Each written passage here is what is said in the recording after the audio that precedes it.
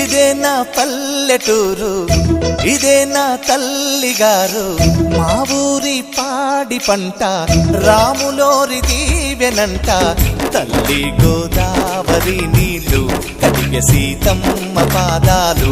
ఊరంతా hi hi hi, మనసంతా hi hi hi. ఇదే నా పల్లెటూరు, ఇదే నా తల్లిగారు. మా ఊరి పాడి పంట రాములోరి దీవెనంట.